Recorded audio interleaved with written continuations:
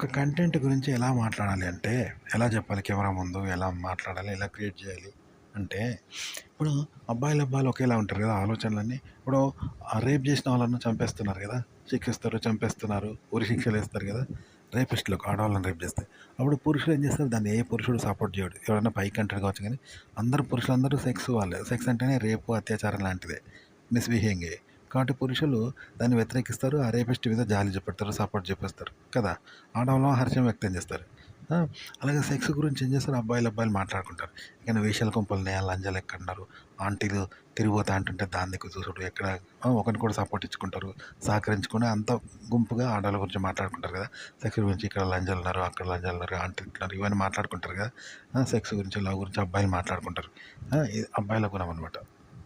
ఎందుకంటే అబ్బాయిల గుణం అంతా కాబట్టి అబ్బాయిలు గుంపుగా ఉండి అమ్మాయిల గురించి మాట్లాడుకుంటారు కదా! వేశ్యలు ఎక్కడున్నారు, ఆడోళ్ళు ఎక్కడున్నారు, ఆంటీలు ఎవరొస్తారు, ఇలాంటియన్నీ మాట్లాడుకుంటారు.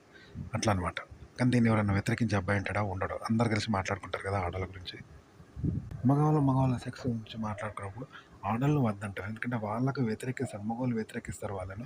వ్యతిరేకంగా మాట్లాడుతారు కాబట్టి ఆడోళ్ళు దాన్ని వ్యతిరేకిస్తారు. మళ్ళీ ఆడోళ్ళు మాట్లాడుకుంటారు. వాళ్ళు మాట్లాడుకుంటారు. దాన్ని మగోళ్ళు వ్యతిరేకిస్తారు. అయితే ఆడవాళ్ళు కూడా అట్లనే మాట్లాడుకుంటారు. మగవాళ్ళు కూడా ఒకరికొకరు సహకరించుకుంటూ శృంగారం గురించి, సెక్స్ గురించి, ఆంటీల గురించి ఇవన్నీ మాట్లాడుకుంటూ, సహకరించుకుంటూ, సపోర్ట్ చేసుకుంటారు. అట్లా అనమాట. ఇగో ఈ విధంగా మీరు కంటెంట్ చెప్పాలి. ఇలా మాట్లాడాలనమాట కెమెరా ముందు. అంటే అది ఫ్యామిలీ అయినా, ట్రెడిషనల్ అయినా, లవ్ అయినా, రొమాన్స్ అయినా, బాధ అయినా, విచారకరమైన ఇలా మాట్లాడాలి. అంటే మనం ఊరందరితోటి మాట్లాడొద్దు. ఊరందరిలో 1,00,00,000 మందుంటారు. వాళ్ళందరితోటి 1,00,00,000 రకాలుగా మాట్లాడొద్దు. మన ముందు ఎవరున్నారు? మన వాళ్ళు మనమే మాట్లాడుకుంటాం. అట్లా అనమాట. అంటే ఇప్పుడు మనము ఇండియాలోకి సంబంధించిన హిందూ విషయం గురించి మాట్లాడుకుంటాం గానీ ఇండియా అవతల పాకిస్తానోడు వాని మతం గురించి ఉంటది. చైనోడు వాని మతం గురించి ఉంటది. అమెరికాడు వాని మతం గురించి ఉంటది. మనకు సంబంధం లేదు కదా! ఇండియా వాళ్ళం కలిసి ఏం చదువుతాం, గోవధ వద్దు తప్పంటాం, హిందూ ధర్మాలను పాటించాలి, హిందూ ధర్మాలు చెడిపోతున్నాయని బాధపడుతుంటాం. హిందూ పండుగల గురించి, కాశీ పుణ్య గురించి ఉంటాయి కదా! ఏది అయోధ్య గురించి, అయోధ్య టెంపుల్ గురించి మనం మాట్లాడుకుంటాం కదా! హిందువులు మన విషయాలు మనం మాట్లాడుకుంటాం కదా! ఇలా మన ముందు ఒక వ్యక్తి ఉన్నాడు. మనకు సంబంధించిన వ్యక్తి. వాడు మనమే మాట్లాడుకుంటా ఉన్నాడు.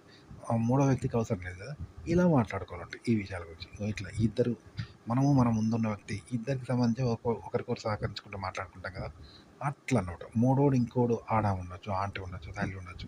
వాళ్ళకి సంబంధం లేదు. మన ఫ్రెండ్ మనమే మాట్లాడుకుంటాం ఇలా. ఎందుకంటే ఇద్దరి అభిరుచులు ఒకటే కాబట్టి. ఒకరికొకరు సపోర్ట్ ఇచ్చుకుంటూ మాట్లాడుకుంటాం కదా! ఇద్దరికి సంబంధించిన విషయం. ఇలా మాట్లాడాలంట మీరు ఏ విషయమైనా.